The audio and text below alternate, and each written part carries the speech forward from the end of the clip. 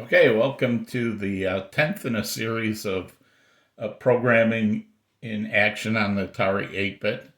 Um, and don't get too worried because you see Redefined on the screen again.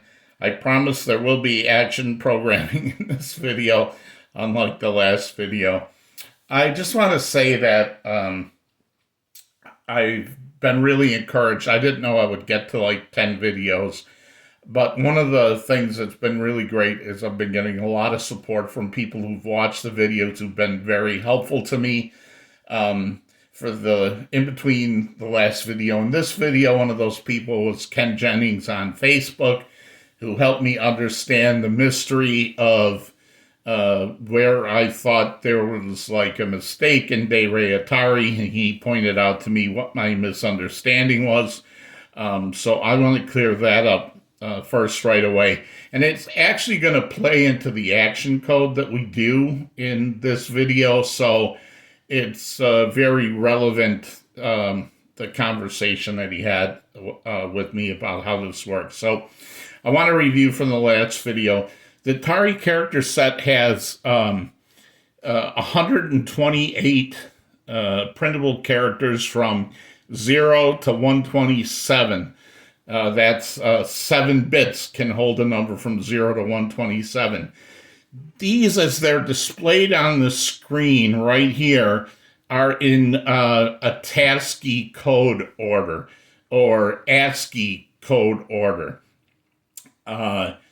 So this is character 0 is the heart, 0 to 31. This is 32 is the space, to 63, 64, 65 is A, and so on out to 127.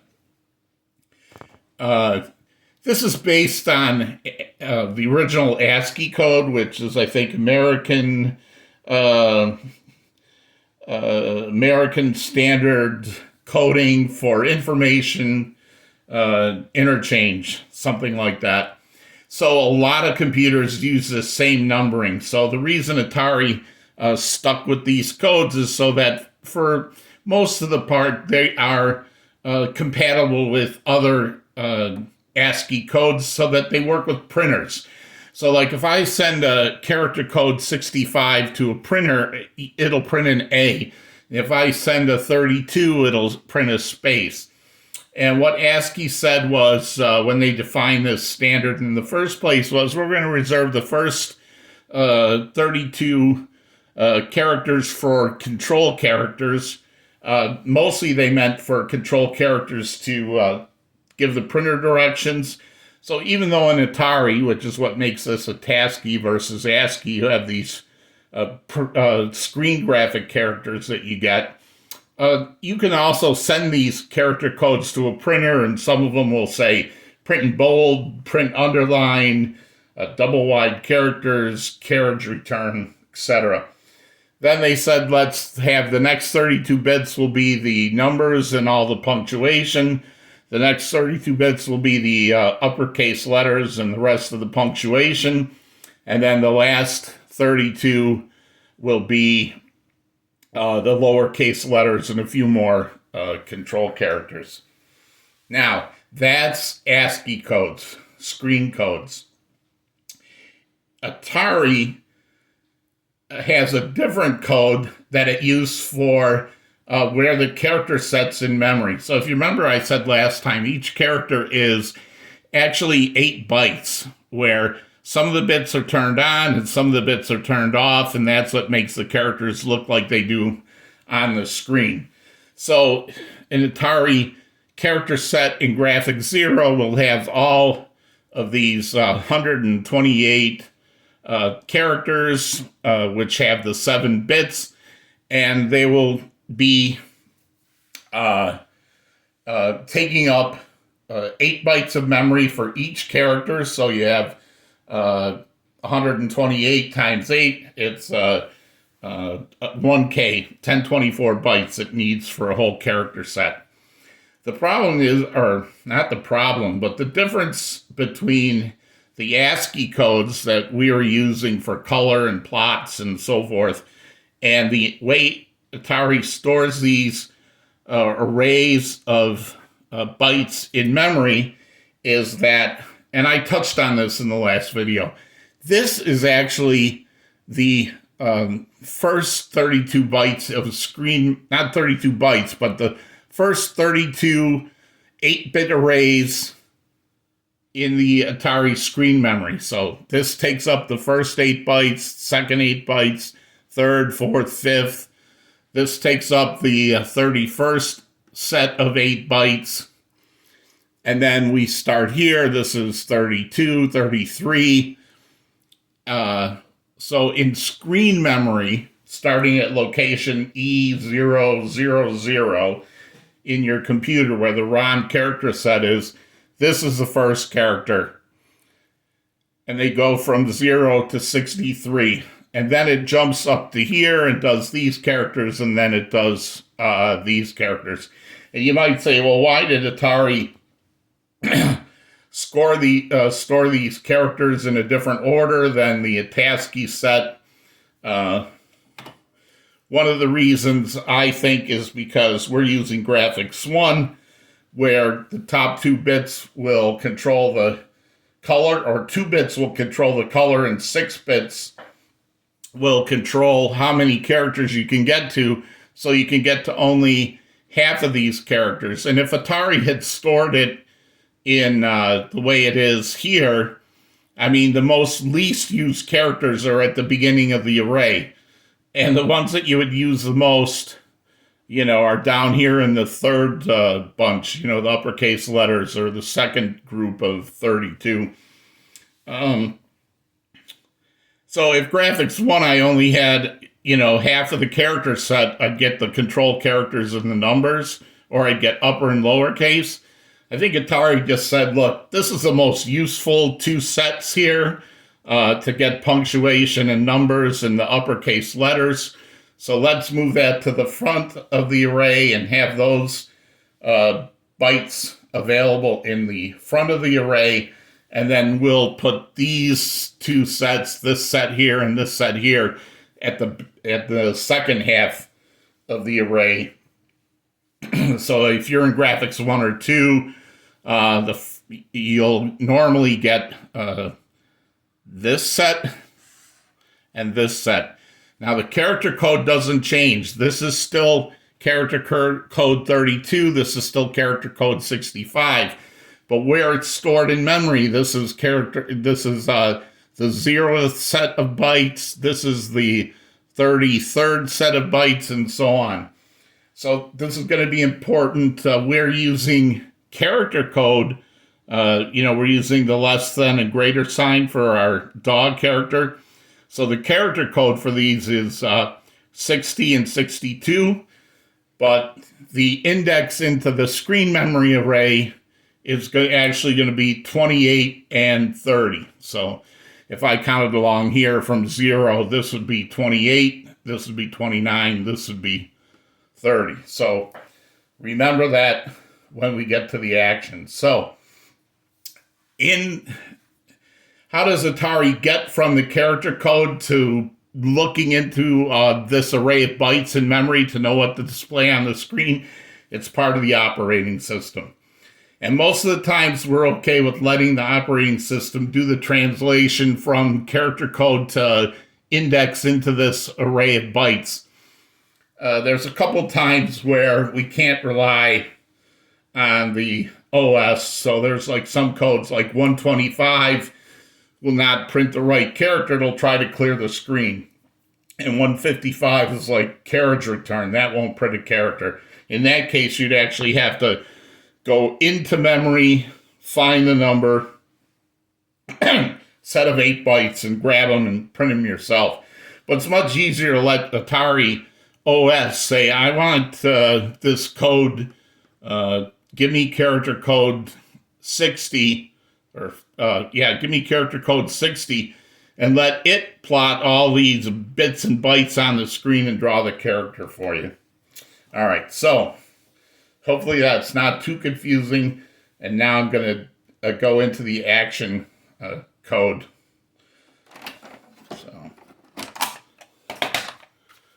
check this out. I got today my Bill Stube from the, or Stubby, or sorry, Bill, from the Facebook group. Made these neat 4-in-1 cartridges. You control what language is active by a set of jumpers on the back.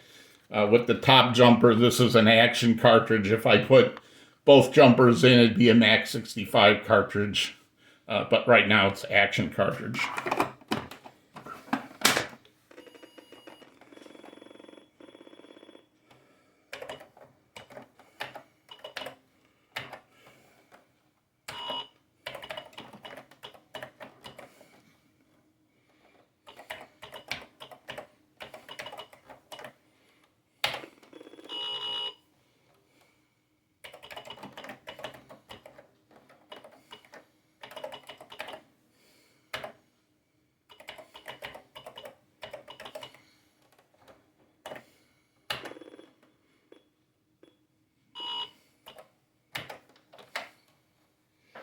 All right, so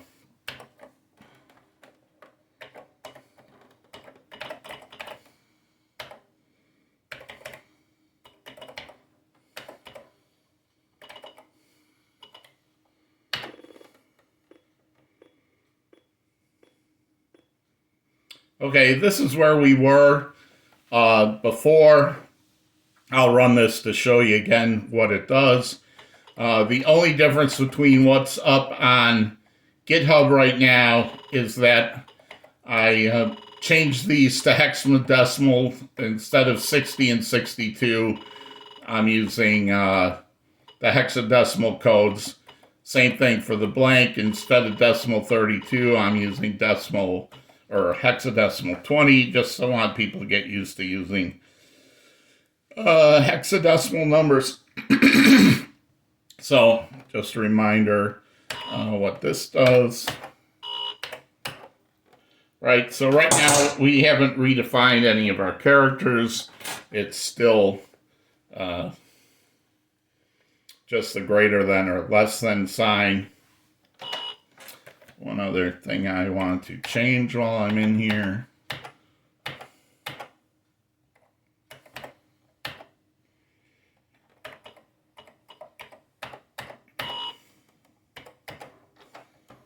All right, so now we're going to start redefining our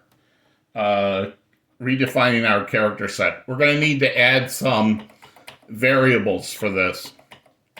The first variable we're going to add is a byte variable called chbase. And this variable is a byte variable located at 2F4.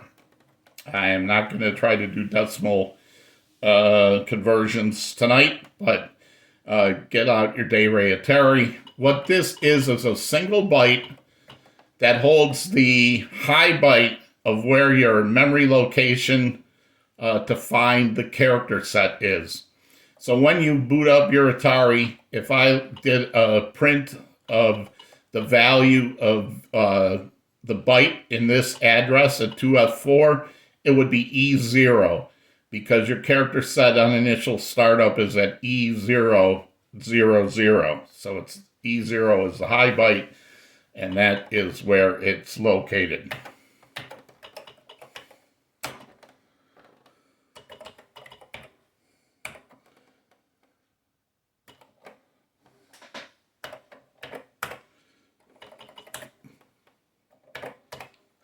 This is memtop in Atari.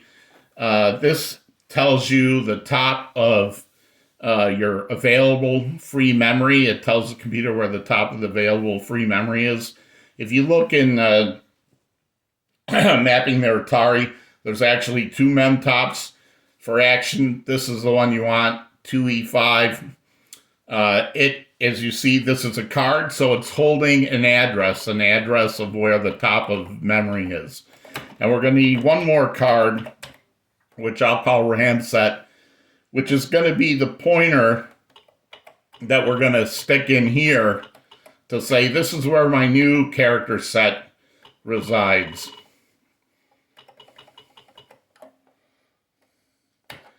And then lastly, we need some redefined characters.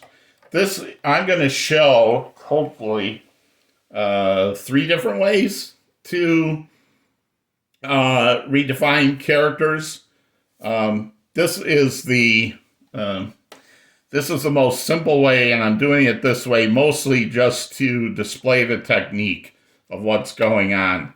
It's not that efficient, and I probably wouldn't be doing it normally this way.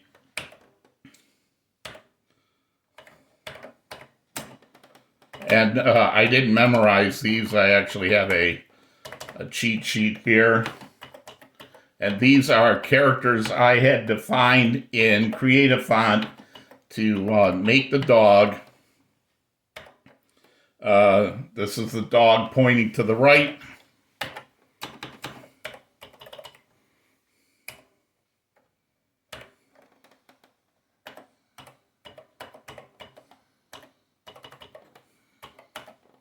Oh, what do I think? I'm in basic.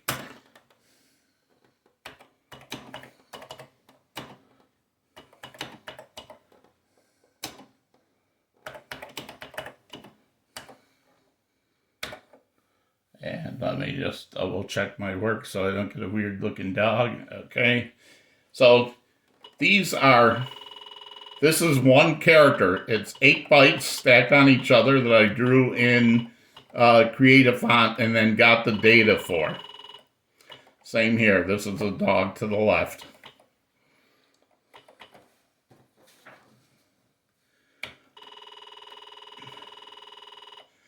Down here in our setup routine, after we call the graphics mode, then we're going to set up our new character set. Now, I could put all the code in here, but I want to keep all the character set redefinition code in its own place.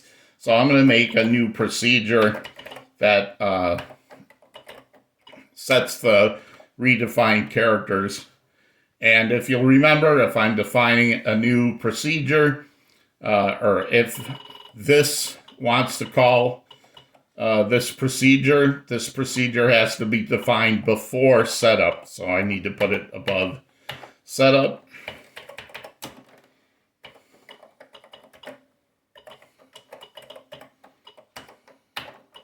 I always put the return in first so I don't forget. And then just insert some lines. All right, so, and you want to, if you're going to redefine your characters using MemTop, do it after you change graphics modes. Because when you call a graphics mode, like 17, which is graphics one without the text window, it'll reset where MemTop is pointing to. So if you change graphics modes to something that uses more memory than graphics 1, you would want to redefine your characters again and point them to make sure you don't lose them. All right, so the first thing we're going to do is get a place where we want to get an address where we can put our redefined character set. So we're going to say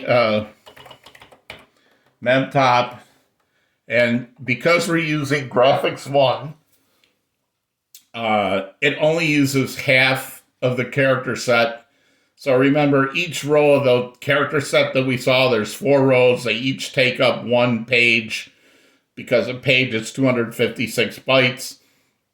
I only need to drop 2 pages below MemTop for a graphics 1 character set. So it says wherever MemTop is, lower that number by 2 pages. So I have room to stick in my character set. Now remember that CH base, which is going to hold where this new character set is going to go, that CH base is only 1 byte. So we have to make sure that whatever address we get out of this ends on a page. And because we're using graphics 1 with page size 2, we want to make sure it's on a page divisible by 2. So what we're going to do, we talked 2 videos ago about using the AND bit operator to mask a variable. So we're going to do AND here and mask it with FE00. Now I'm going to actually show what that does.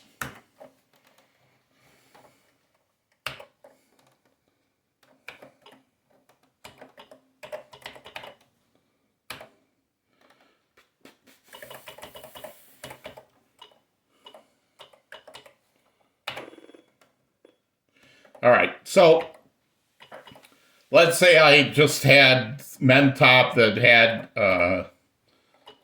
so for now I want to be in replace mode. So let's say I had,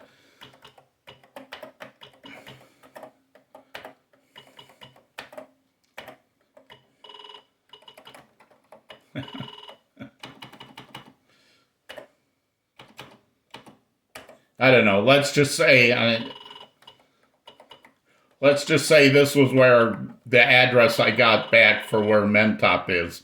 What I want to do is AND it with F, which is, and this is the top byte, right? So there's 8 bits here.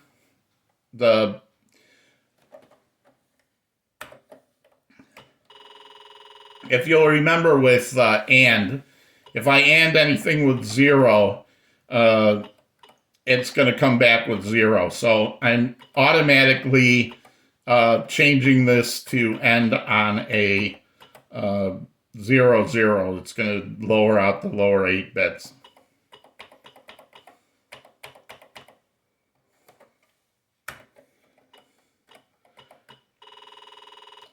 So FE, that's 1. That's F.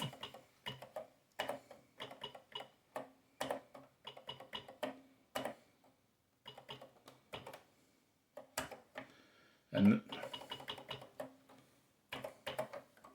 all right, so F is 15. That's all these bits are turned on. And E is 14. 8 times plus 4 is 12, plus 2 is 14. So if I AND this number now, right, anything that's got 2 1s,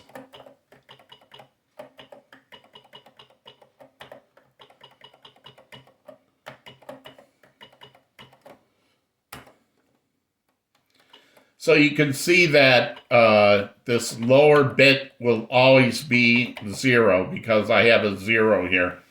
If I was doing a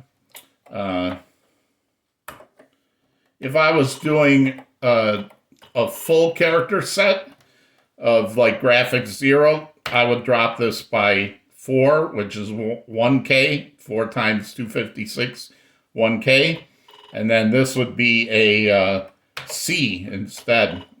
C is 12. All right.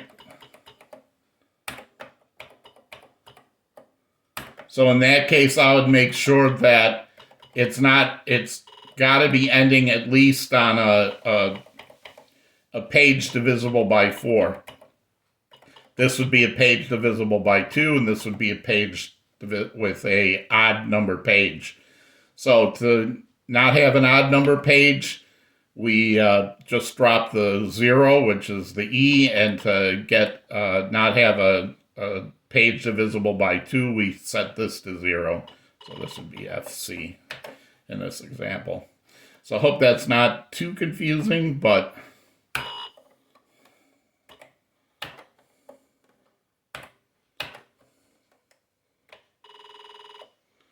so we're going to go back here, and again, for graphics 1, I need to drop it 2 pages, and I want to make sure it doesn't end on an odd page.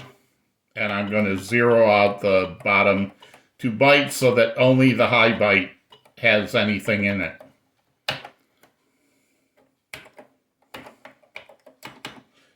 So now I can have the character base stop pointing at E000 and point to my address.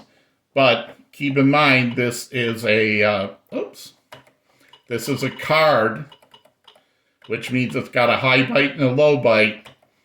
And I only want the high byte. So if you remember this trick from 2 videos ago, if I take a card value and I right shift the bits 8 bits over, that puts the high byte into the low byte and zeroes out the high byte. So this turns a 2-byte number into just the high bytes, which is what we want.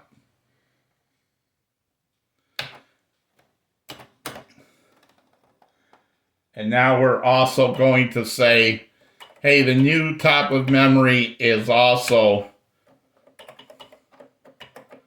Now remember, this is a card, or expecting a card, expecting a memory address.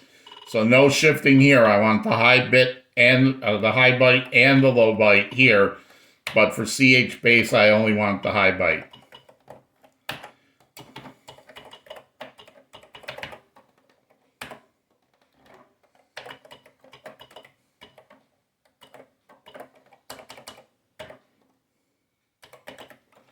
All right, what does this line do? This line says, I want to move a block of memory. The destination is my new character set, which has nothing in it at the moment or stuff I don't know. And what I want to do is take whatever's at location E000, right, which is the ROM character set in ROM, and I want to copy the first 512 bytes. So what that's going to do is copy all the characters from space to and the numbers and the control characters, numbers and punctuation and the uppercase letters, the first 512 bytes of the screen memory locations, not the character codes. So I'm just going to copy that whole character set down in there.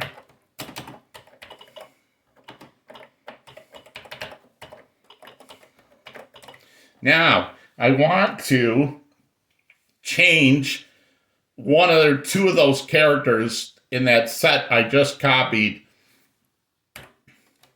And if you remember, when I was looking at screen memory, I wanted the 28th and 30th places in the screen memory array of bytes. So 28, but remember every spot in memory is 8 bytes long, so I have to say 28 times 8 to get to the right place in the RAM set for the left-facing paren.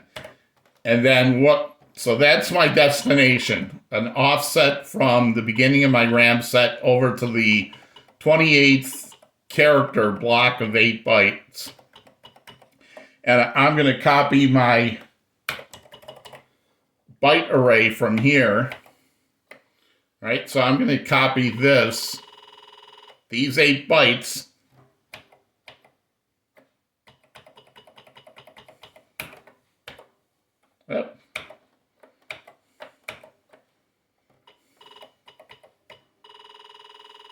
into that memory location.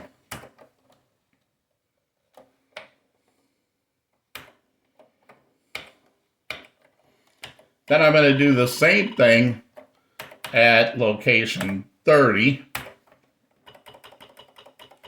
with the dog facing right.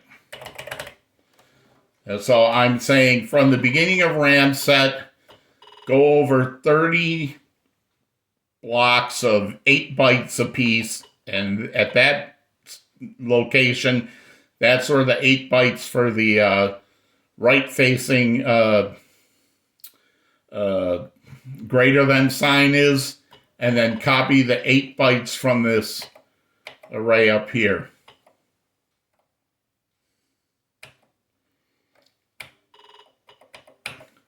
And then that should do it for us. Let's see if that works.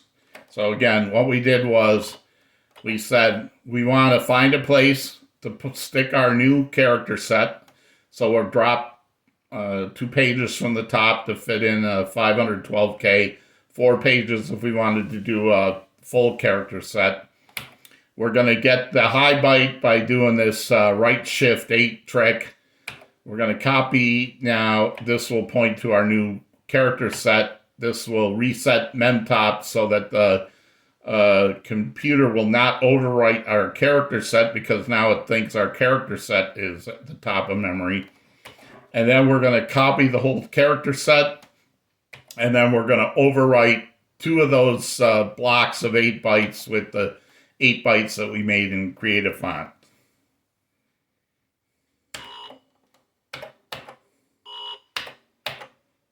And that gives us our dog.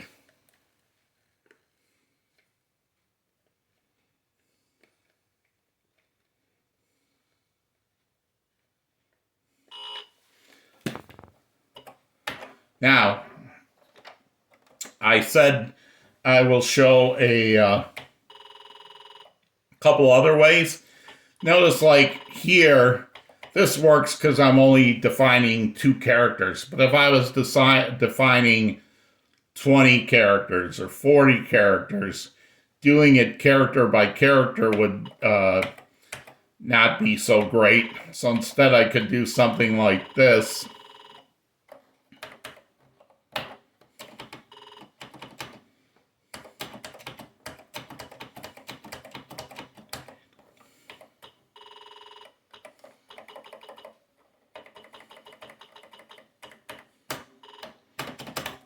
And say I'm just going to take 24 bytes in contiguous memory, and I wouldn't call this dog right anymore. I would just call it something like chars. So this will say, so now coming down here, instead of needing 2 lines to do this, I could do it in 1 line. So I'm going to still start at 28. I change this to cars. And now instead of copying 8 bytes, I have 24 there I want to copy.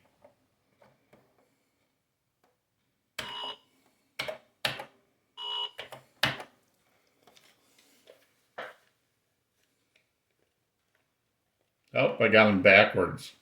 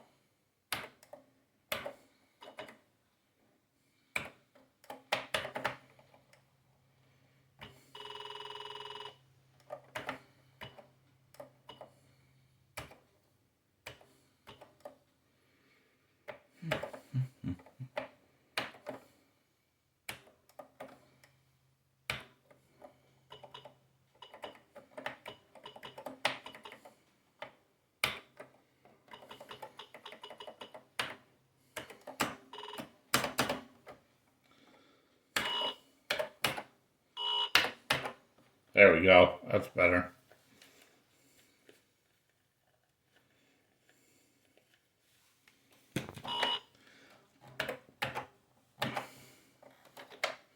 So I don't have to, I can put as many characters in here as I want, as long as they're all contiguous in memory, and load them all in at once, as long as I know where to start and how many bytes of characters I've got there.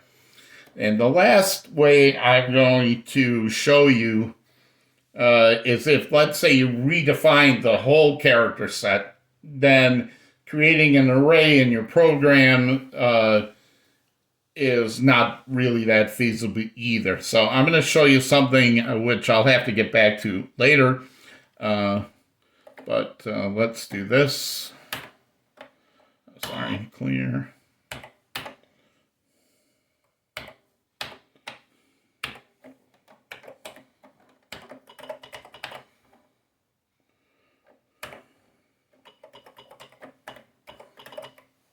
This is the program I wrote for Analog Magazine, where I was displaying 8 redefined character sets on the screen at once, and I display the whole character set. Obviously, I didn't have 8 arrays or read in 8 arrays, so what I did was go directly from disk right into my redefined character set. So I'm going to show you that.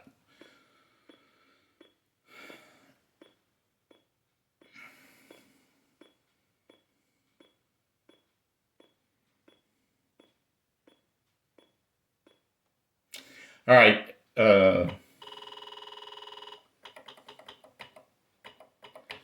This isn't the right one. Sorry.